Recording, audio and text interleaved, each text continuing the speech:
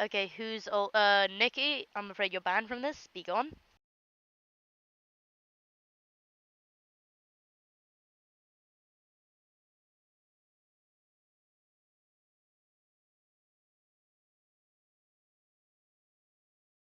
It's also in iGeneral and Discord.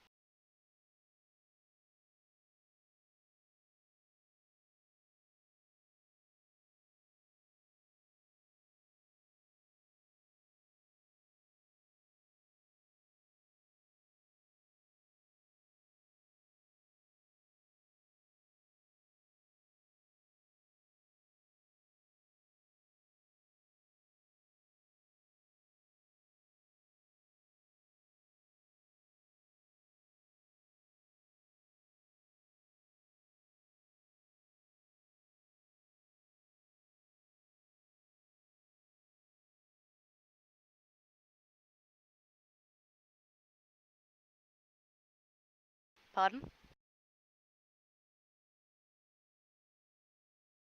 You see goats? Then you're saying the right things. You don't need. The class doesn't start for another 5 minutes. For now, you're just gonna look at these beautiful goats and revel in the goats. Look at the goat, it's making like a man noise. Did you see it? Where the fuck is Bresco when you need him? Actually, he's probably sleeping.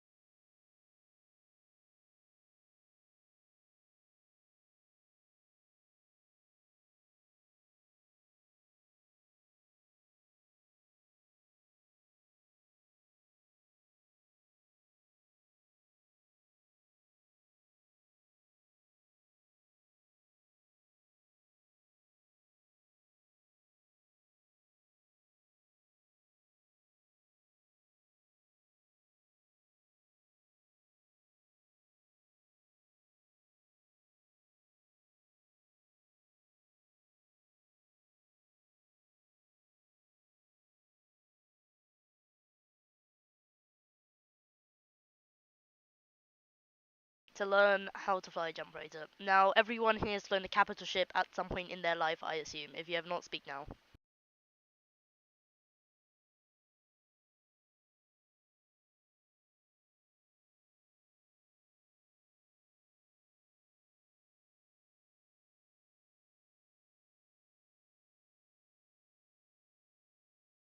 Yes, okay, I'll give you a bit of an explanation then.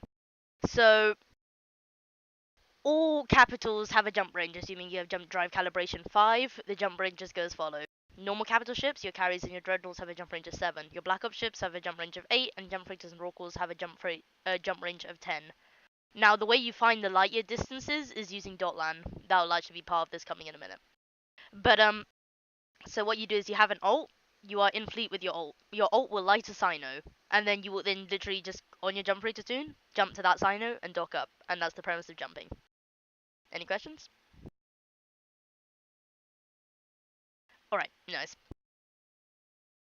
Either you can record if you want, but I'm also recording the stream right now. Okay, so now where to sign up. If you guys don't know, there's lots of different types of stations, each with a undock range, for example.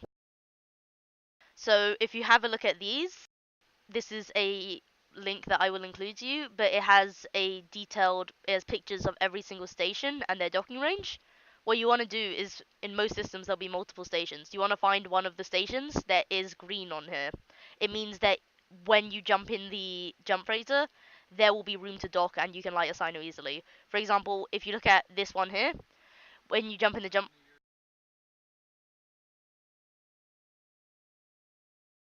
That it is not. Thank you for letting me know. Give me a moment. Could someone link it for him, please?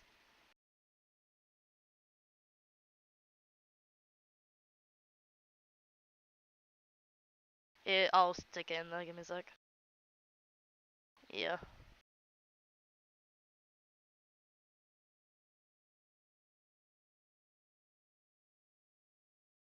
Alright.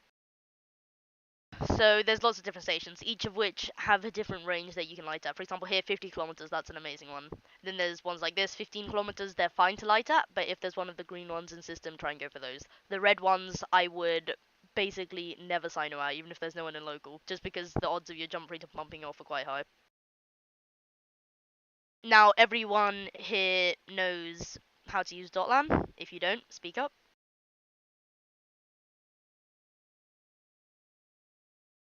Alright, that is probably everyone, but I'm gonna show you how to do it just in case.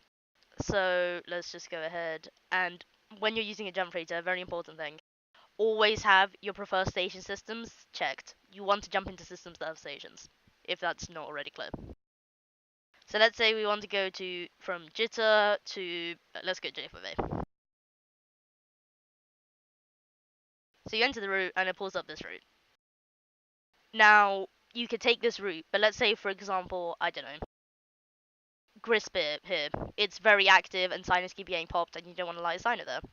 Also, this is an extension. It will show you how long to wait between each jump to maximize fatigue. I'll include a link to that. But so let's say you don't want to go Grisbit. What you will do is next to this thing that says the station system, there's a little button here that you can click to search alternative systems, and it will pull up all the other systems that would work along this route, still allowing you to keep all the points the same. So that's a very nice feature. Another thing it'll show you is how much fuel you're going to use. So, for example, here, Jitter to J5A with an Ansha with 544, you'll use 110,000 topes, which means before you start your journey, I would probably bring about 250,000. You always want to have spare. And then you move the cargo through, and that's about that. Citadels. Now, let's say, for example, you're hauling for the Alliance, or you're doing a lot of runs from J5A. What I would recommend, if not for every point, but even just for your high-sec system, anchor a Citadel. It eliminates one of the ways you can die, which is a next drop. What was my next point? Oh yes, how to get into high-sec. So, for example, let's zoom in on the map here. There's all these systems around Jitter. So let's say you wanted to get to Jitter, you got loads of options. You got the infamous Tama, you have up here somewhere, there's Pakanen, you have Jan up there, you have like systems down here. There's loads of ways you can enter. Almost all of the popular ones are camped by Nyx droppers, namely Pawnmaker from Snuff. You can like ask Snuff to not be shot, you'll still be shot. That doesn't really work. So the only way that you can really counteract it is by anchoring your own citadel. Make sure if you don't have a citadel, you don't use a kickout station. An example of a kickout station is this one. When you undock from it, you will be out of range to dock up again, which means that a Cyno can literally undock behind you, light a Cyno, jump in a Nyx, and blap you. A citadel, obviously you're tethered and you can't die that way. Be sure to use your own citadel or a citadel in your alliance, and never use a neutral citadel in a jump freighter or you're asking to die. Also, when you're lighting Cynos, be very careful. I try and keep a 10-kilometer radius around me with nothing in it. For example, here, you can see that there's a chance that the jump freighter will bump off.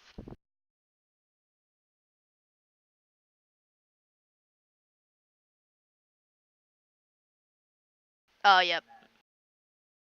Everyone, go ahead and do that. Just local mute me on Mumble and then just watch on the stream. The main reason I have in fact, I'll mute myself on Mumble.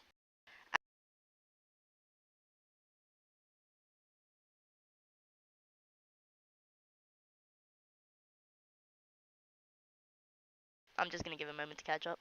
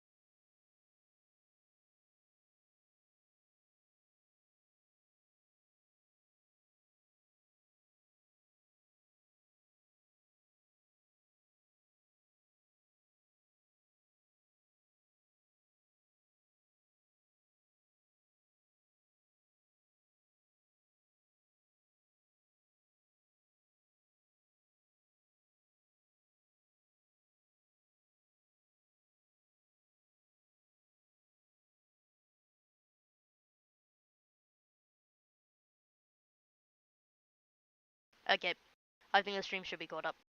So the next thing we need to talk about is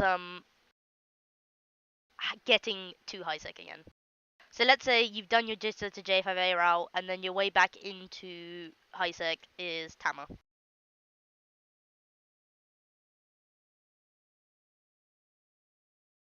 So your route will look like that, right? So you do everything, that's fine, and then you get to Tama. So from Tama, you're gonna warp to the Norgate, and that's everything is fine there. You'll probably get through. One way you can die is the cloaked Omen Navy issue.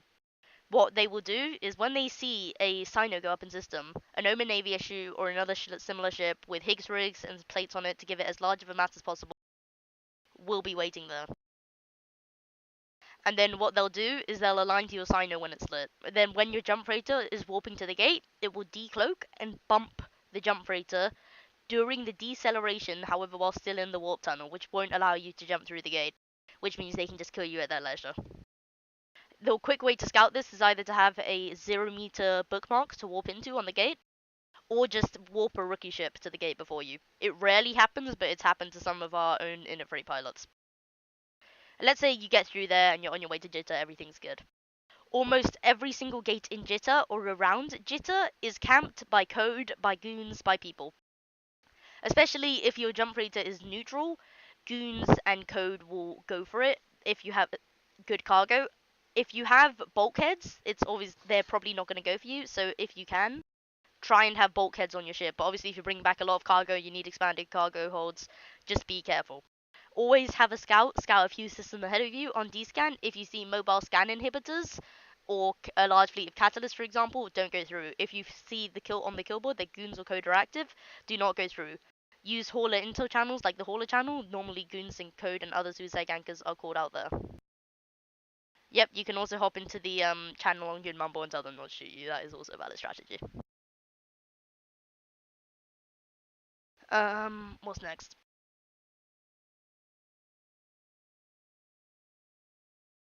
Oh, awesome. Whilst you're going through HiSec, for example, so you've gone to Tama, you're into HiSec, you're gating slowly back to Jitter. you must always have an emergency Sino. An emergency Sino is a Sino within range of the systems or systems that you're going through. That way, for example, if a Machariel starts bumping you on a gate, right click, jump to Sino, you jump out to your emergency Sino, and you try again in like 20 minutes. You're not gonna hopefully die in a jump razor in Isaac. It's almost impossible if you're smart. So let's say, I don't know, I was coming up through Pakanon and then Isakanmo, then Insanmo, then Sobaseki, then Jitter. A good place to have an emergency Sino might be somewhere like Una, where I'm in range of all of the systems. It might not have a station, I'm not sure. Most planners, jump freighter planners, for example, I'm pretty sure the Goon jump freighter planner tells you where to put your emergency signers. The Push X one does as well. And it's quite useful and nice. Anything I'm forgetting? I don't think so. Yep, that was a basic class on how to use jump freighters. I'm gonna now unmute myself and mumble for any questions.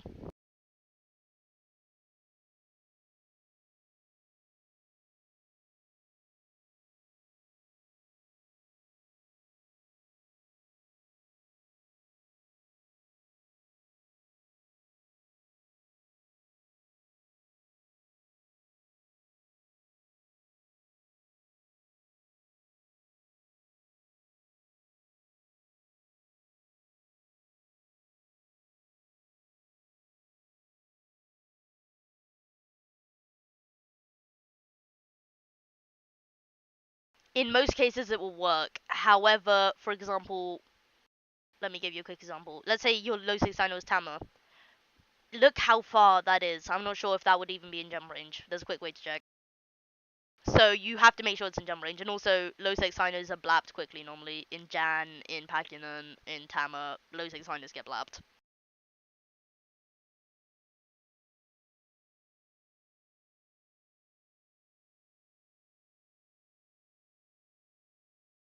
One quick way to check if there are any null 6 in range of Jitter. Gemina FDZ and part of Gemina is in range of Jitter, yes. FDZ is my normal go-to roaming place. So you just go jump freighters, all systems. Yep, parts of Gemina are in range. And a little bit of the Veil, it looks like. Yeah, Veil, Gemina, a little bit of Black Rise and stuff, but that's close, yep.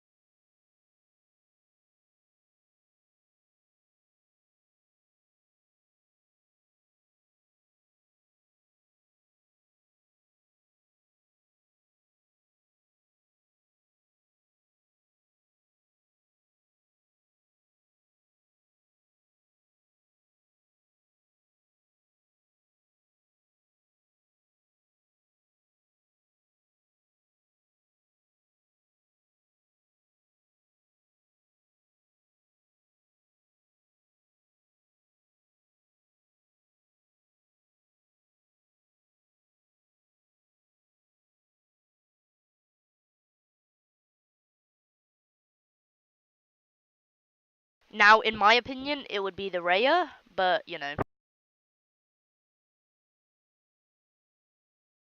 Yeah, it is best for the card capacity. Each has their own trait. The Raya is cargo capacity, and I found it's also pretty fast as well. It's not the fastest, but it's with the Nomad set in, it's quite fast and nice. Now, the Obelisk is, or not Obelisk, sorry, Anjar is my least favorite of the four, but it's still a decent jump freighter. It's got a massive cargo hold, but it's sort of like, I don't think it's really the best at everything. It's just the jack of all trades. No, it doesn't. The Arc does.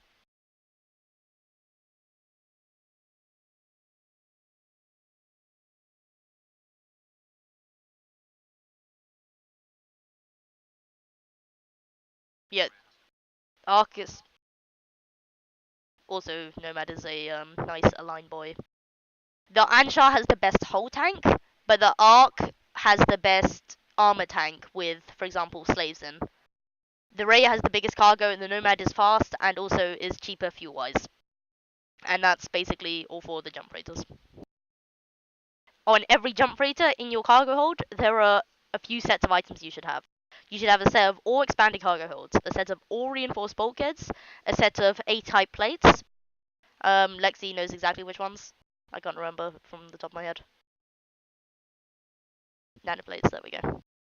A set of inertial stabs if you are so inclined, but I prefer bulkheads to inertial stabs. And a set of the fuel reduced thingies. I forget the name. Those. Any other questions?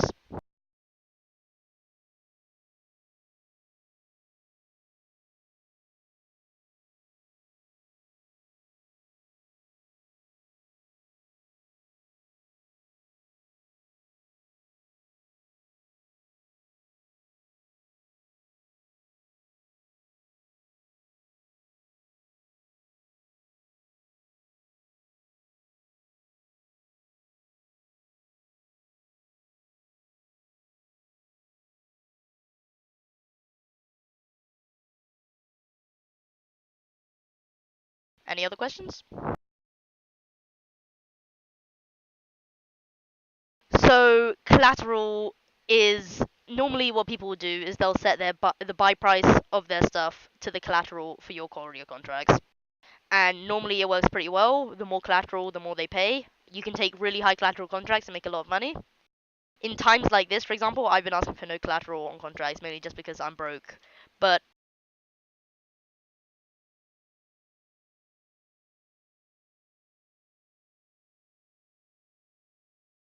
you need a lot of collateral to get the good contracts. But I mean, if you have low collateral, you can still normally start off and do contracts. But the real money is in the high collateral contracts.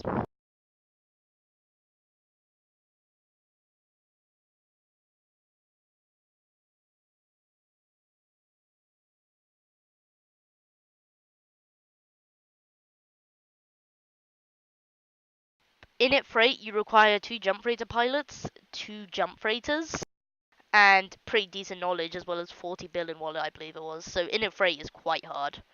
Push X, they basically ask that you have enough jump freighter knowledge that you can jump freight easily, and you don't really need to be taught.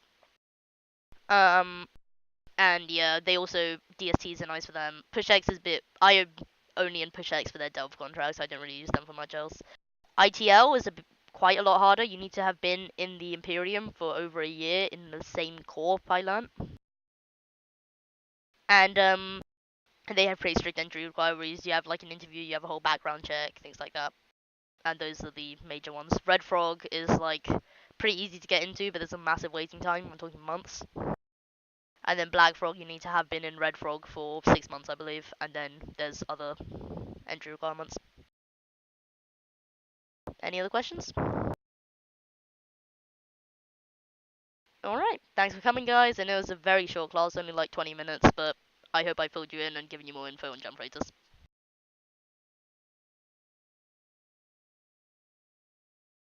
Alright, stream over. Feel free to sub if you want to give me money.